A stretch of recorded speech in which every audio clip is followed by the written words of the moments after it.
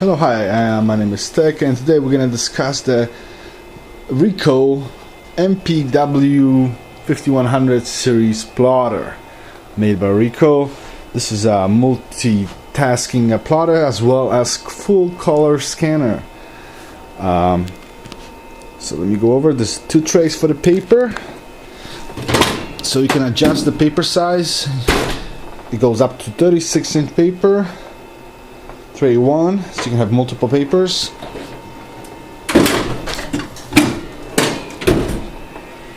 Tray 2.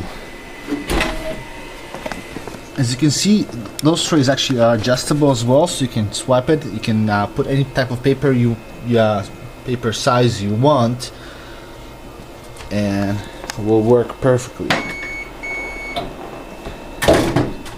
If you want to do a single sheet feed as well, it supports it as well. So this is where we'll go. One thing people don't know is this is where the toner is. You gotta make sure that you actually when you replace the toner, that you get exactly the same one, as there are a lot of toners that are similar, however they're different. And the display will show us that the tray is open, which is nice. If you have a paper jam, this is also where the on-off switch is. You press on one side and the other. You can actually access it and clear the paper jams.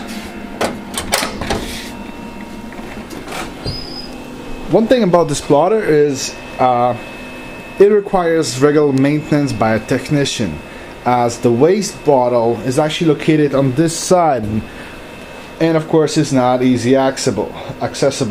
So you need a technician to actually do a service call pretty much once every 2 months, just to empty, or even more, depends on your printing, but you will definitely need a technician service available. This is the back of it, and this is actually a paper tray which is not made by Ricoh, but it's made by Tamron. It does function properly, however, you see, even on this one, it does not fit perfectly as it should. However, it does work as intended. In the rear, you have access cards as well as firmware and an internet connection. On the other side, you have power all the way in the bottom there. As well, on the back, from the back on the right side, there's actually main power switch as well. So let's go over the menu a little bit. So it has this basic functions like copy. You can select. It has auto detection, so when you scan something in, it will actually automatically print the same size as long as the paper is available loaded. So each paper is actually, you can program how you want it, to come out. So you can have 36, 34, 22, 30, you know, whatever you want for copying. You can also actually, instead of just copy for this paper 1-to-1 size, you can actually put in, let's say, 36-inch paper, and you want to print it on 22 by 34. It will do that. It will actually modify it, shrink it, so print to any paper size you want. You have document server, which is actually advanced options. I haven't played around with it much. Of course, printer, it just tells you what paper and how much paper is still available for you to print. And of course, scanner. It requires a little programming, but you can actually send let's say you scan something into PDF format to email or a folder.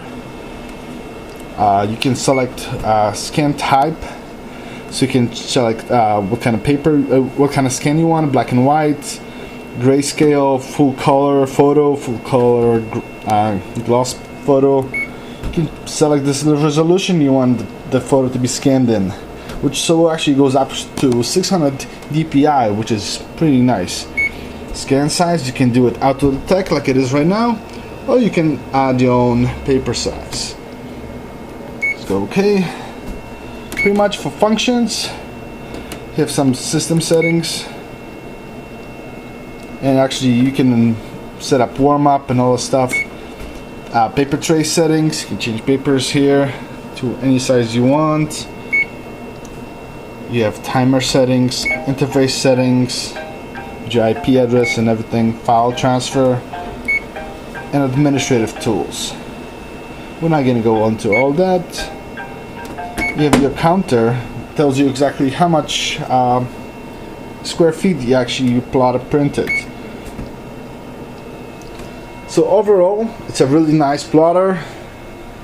The only thing I don't like about it is it does require a lot of maintenance, especially by a technician, and you can't do full service on your own because the waste bottle is located in the back, and of course because the paper tray is not original. At least they could somehow modify it so it works with other brand name paper trays.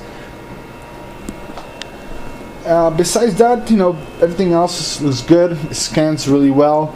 It's pretty fast, and of course, is it worth getting? Definitely.